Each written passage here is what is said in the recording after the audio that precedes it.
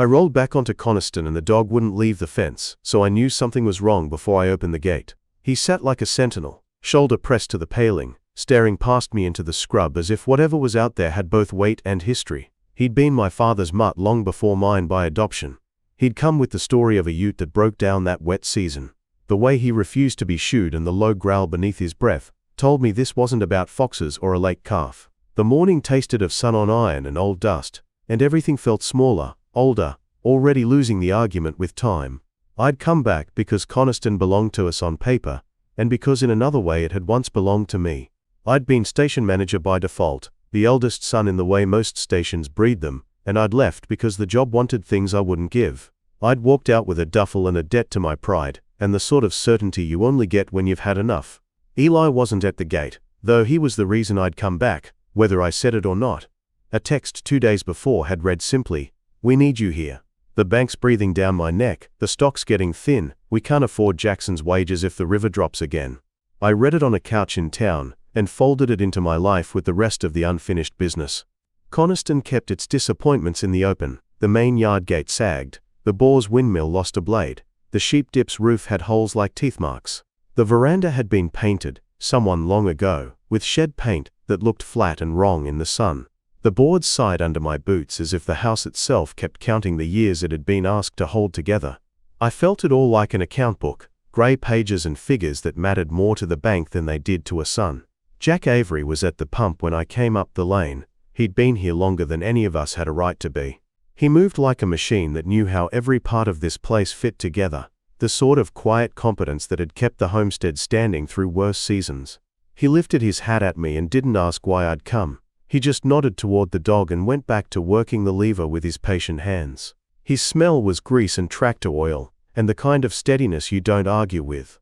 Rory was thin and sunburned, and watched me with the measuring eyes of someone who keeps distance for his own safety.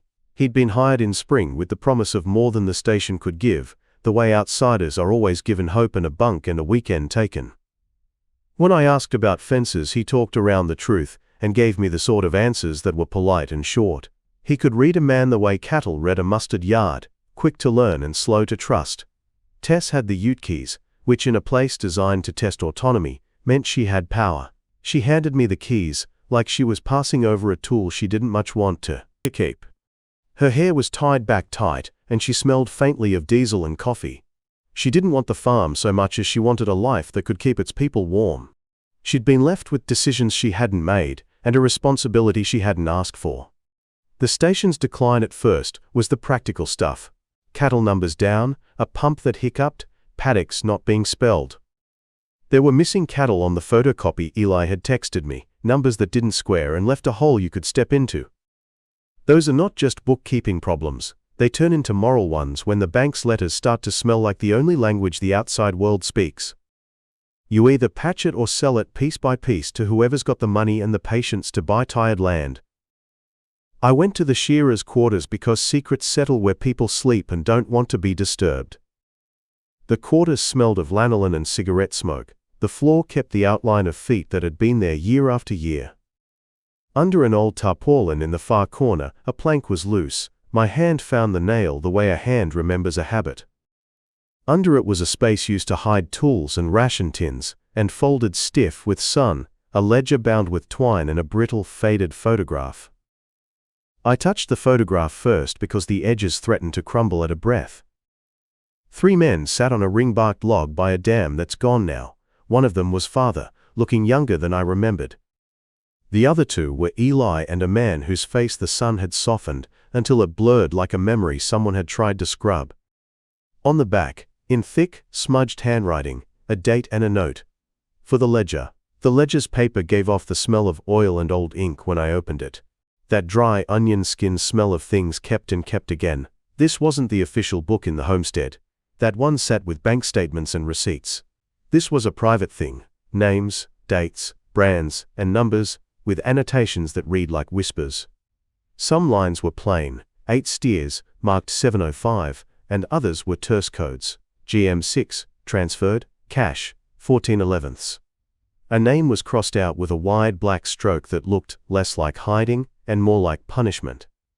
There was a column where the initials EL, recurred next to sums that didn't match any straight sales. It read like an IOU system for favors rendered in beasts and cash, a second set of books where daylight deals got their shadow. If a station keeps 2 books, one is for the bank, and one is for whatever a place needs to survive when the bank doesn't care. The ledger turned my trip from duty into investigation, or at least into the sort of curiosity that doesn't die if you feed it. I slid it into my jacket and the photograph into my breast pocket, and left the shearing quarters smelling of wool and old decisions. Tess found me by the shed and didn't ask what I had. She had a respectful kind of privacy that comes from living by the land. People who work here learn to fold questions away like clean rags. You don't pry unless you mean to cause trouble. I drove to the Roadhouse because secrets soften on counters and under cups of coffee. The Roadhouse sat on the highway like a bruise, paint flayed but steady, and Rita poured coffee the way she measured who to trust. She liked me enough to set 2 cups down and talk like the town's records showed up in conversation at the counter. I left the ledger between her hands and watched it disappear under her nod. "Someone's been clever," she said, her voice flat the way people use when they are practiced at holding trouble. Or, "Someone's been desperate." She'd run prize-winning shearing teas, and knew how the underside of a station could be sewn together with lies. "People here," she added, "think there are 2 sorts of lies, those that protect the herd, and those that end it." At the servo, Kev filled my tank and filled the silence with slow suspicion. He knew Coniston's trucks by the dents on their trays, and could tell a man by the oil on his hands. He mentioned a man called Gus Milton in passing, a name that the ledger carried like a splinter nobody wanted to pull. "Not many men get a ledger," he said. "They get something worse. They get silence." The yarns people told at the Roadhouse were wound the long way around events, stitched up to make them easier to swallow. Arthur swore he'd seen a truck one night with no number plates. The same night a bull went missing from a neighbor. Another hand remembered rustling in the 90s, and a man who left town afterward. Stories in small places use seasons and brands as a way of pointing fingers without naming faces. You could afford to be generous with the injured if naming the guilty made the town a place people stopped coming back to. I bought an envelope at the servo and made the back of it my map, drawing lines and dates like a man drawing the tracks of an animal he wants to corner. 23/11, Holder, GM, crossed out name. 14 halves, transfer, EL, 2008, truck midnight, no plates. The pieces fit like a puzzle someone had deliberately cut wrong to hide the picture. Rory gave me facts in stops and starts, and watched me do the work he dared not start. Tess sat on the tailgate with diesel on her hands, and pity in her eyes. "You keep digging and you'll find things you can't put back," she said quietly, as if speaking a warning into a well. She'd rather the place heal by neglect than have everything pried open. Small clues sharpened into a line that pointed at more than mismanagement. Boot treads with pale blue enamel in the sole, the kind you only get from a certain repairing job up north. A half-softened brand pressed into raw hide like someone had tried to erase a name and left the memory of it. An invoice for diesel with an account number that belonged to a pastoral company in the next shire. Under a loose floorboard in the shed, I found receipts tied with string, and a bank slip with my own signature. My stomach dropped because a memory matched it. A night in a solicitor's office years back when I had signed a paper and tried to make the future kinder. One slip had a note in the corner, for discretion. The ledger had been a halfway house for that discretion. And my handwriting was in the corridor. I set the receipts on Rita's counter under the Roadhouse light and watched her read them like a woman who'd seen the world turn sideways before. "People move stock for reasons," she said. "Sometimes water, sometimes price, sometimes blood." She said it with the shrug of someone who knew towns fold when people hide their needs, in good-sounding words. I sketched more arrows on the envelope and wrote ELI, check in the middle until the ink looked heavy and true. When the name sat on the paper, it felt like an admission. The ink held the grief of something acknowledged. If Eli had been keeping a double book, it meant choices had been made, transactions that fed one necessity at the cost of another. It could mean survival, or it could mean greed. The ledger itself refused to supply the moral weight. That weight fell to the living to name and to bear consequences for. Back at Coniston, the dog still watched the fence like a judge, and I sat in my ute with the ledger in the glove box. The photograph pressed into my ribs, warm from my body, and the road that led out looked different from the road that had led me back. I counted the things I had found in my head: receipts, treads, a crossout that felt like punishment. The station seemed to be holding its breath, waiting to see which way we would move. The next morning I walked the yards and let the smell of wool and old sweat tell me what had and hadn't changed. Cigarette butts in the ashtray, a coil of wire missing from the tack room, boots tucked under a bunk that weren't ours. I crouched to study the sole and found the pale enamel of the flood mud lodged in the tread. A scrap of paper in a groove by a post, an invoice, folded small, that ought not to have been there, meant someone had slipped through where they shouldn't. I followed tire marks to where a gatepost had been shaved clean by a blade, and there was a smear of black grease and a heavy, squared tread. The invoice had an account I traced back to a company in the next shire, and I felt the shape of it then, someone laundering stock through other books. In the shed, under a plank, a roll of receipts that included bank slips in my handwriting told a different story than the one I'd been telling myself for years. My signature on one transfer, a note about discretion, pulled the past right up into the present, like a trap springing. On the workbench, the ledger lay open, and the ink looked like a habit, not a crime. Harry, the kid who still called me by my name out of habit, showed up and told a story about a scar that matched a memory of a night's work. He swore it was from falling off a gate, and I let him have that lie for a while because young hands need to hold on to dignity. People tell small lies at first, and sometimes you let them, because truth can be brutal. I took the receipts back to Rita and spread them on a beer mat like evidence in a world that prefers the theater of revelation to the slow drip of proof. She didn't flinch when she saw my name on a bank slip. She only nodded, the way windmills do when they have seen storms. Someone moves stock because the price is right, she said. Someone else moves stock because they're scared of being dry. There's mercy in her voice because she knows what it costs to feed mouths with nothing in the pocket. When the solicitor Hargreaves called me into his polished office, it smelled like heated timber and clean precedents. His tie was neat, his cuffs new, and he used the language of stability, words that tried to slip a lid on a pot that was about to boil over. "Leave it to me," he said slowly, the way men who broke a peace in small towns do, like a man dealing in fragile bottles. He suggested I hand the materials over, let him put the ledger out of sight, and the town would be spared its own sharp edges.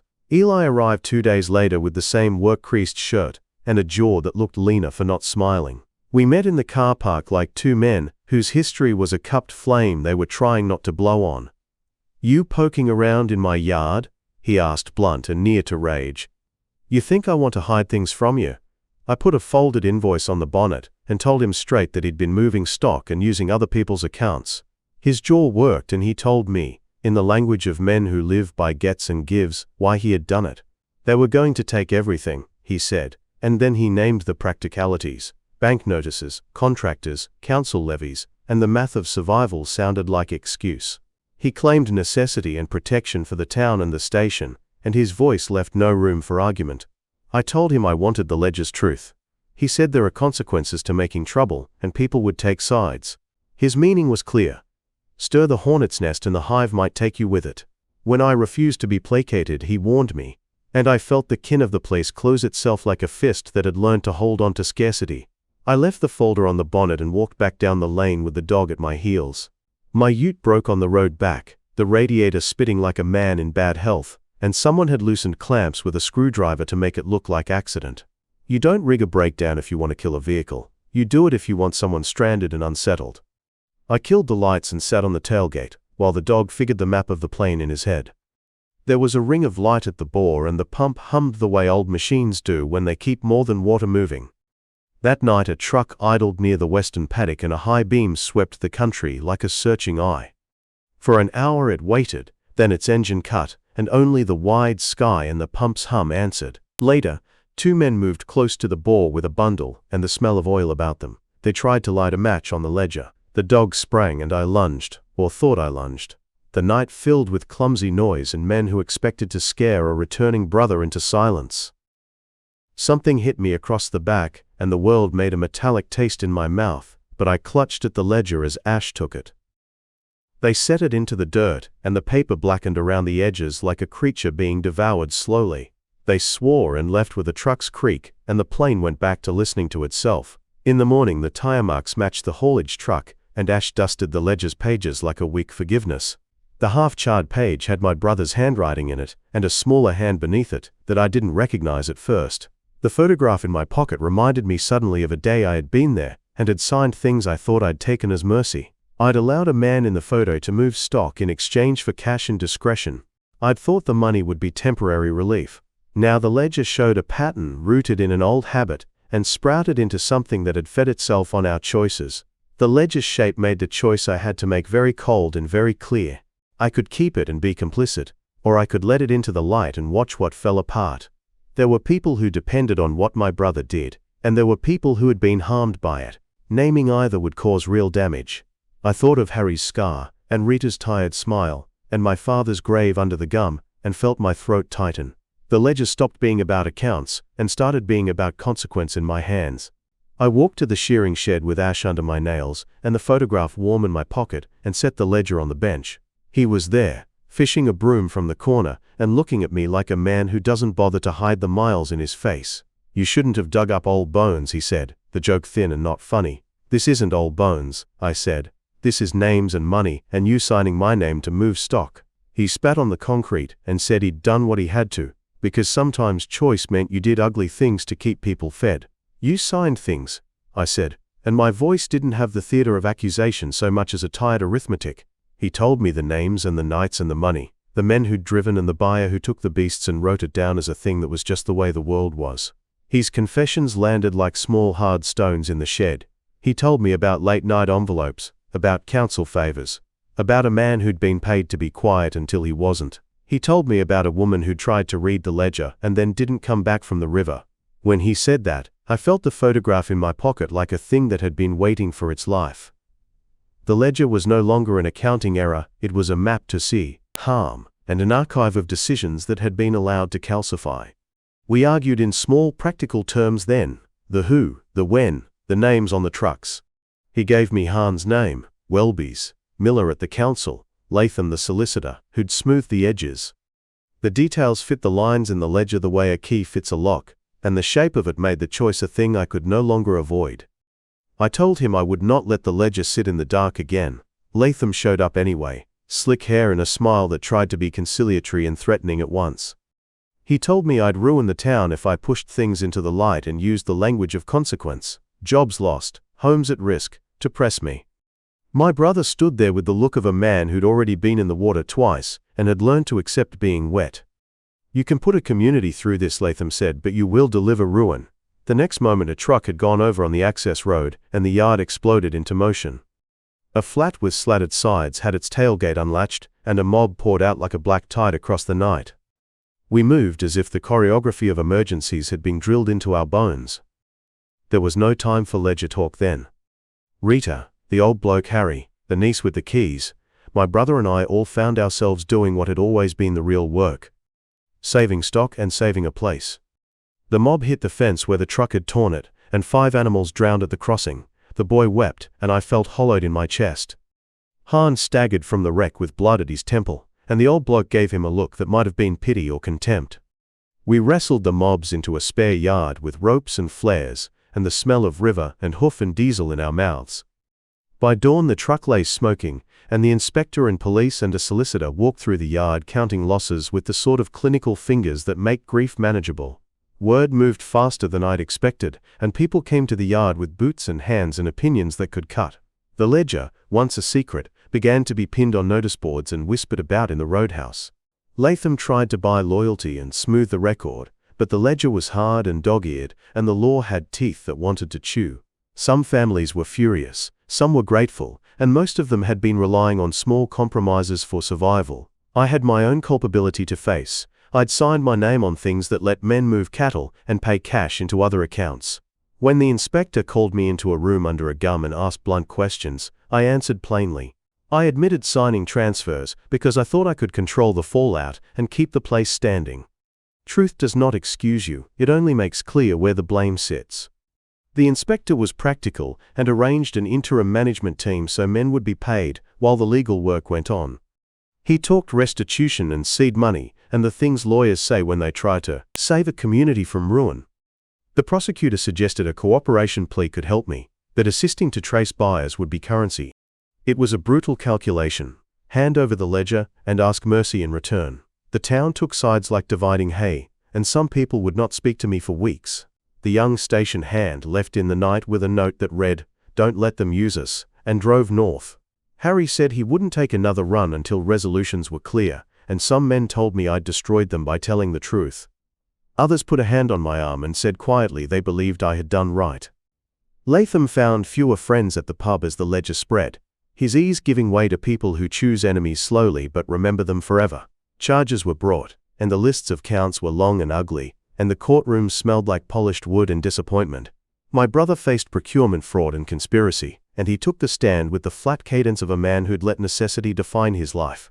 He apologized in a way that was small and sober and not theatrical. I could have tried to help him hang the blame on him alone, but the ledger had my handwriting in places.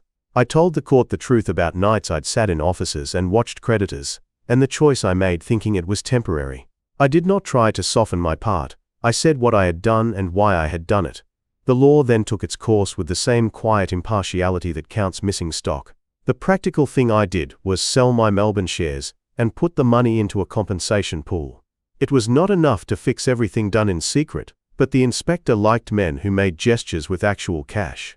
I handed over the ledger and helped trace buyers and accounts, and that cooperation bought me some leniency. The trust was proposed and signed, and it did the one thing an inspector could not do alone: make the station's books public. Putting Coniston in a trust reduced my control, but it protected the people who lived here. The trust created a board with the old bloke, the niece, a neighbor's representative, and the woman from the photograph's family. We demanded open ledgers and audits every 12 months, and set aside funds for restitution and maintenance. It was legal scaffolding designed to keep any single hand from tilting the station to its advantage. My brother's penalties were heavier. He had been the engine moving stock at night and the name on many transfers. He lost standing, and some measured punishments and community service were assigned that had the town's sense of justice in mind. It hurt to see him diminish in public, and yet there was the strange mercy of watching a man who caused harm also be the same man who had helped save a mob at night. The complexity of him did not excuse the ledger's dark ledger lines, but it explained, in small ways, why we had been where we were. There were lawsuits, accusations, and the slow work of mending fences that law, and when money could not. Rita ran the office and kept the books under a light that let everyone see the numbers. The old bloke kept the bore and its old stubborn truths, and taught the hands how to read the sky. Harry took up his knife again and whispered that someone had to shear if we wanted wool to sell. The woman's family received a settlement that didn't make the past go away but bought shelter and a small breathing room. We built a simple memorial near the fence where the photograph had been found so people could lay a token and remember. Her mother came and sat and said nothing much, but the act of coming mattered more than any speech I could make. At the unveiling she touched my arm and said, "You lifted her out of the dark." And those words were more than law.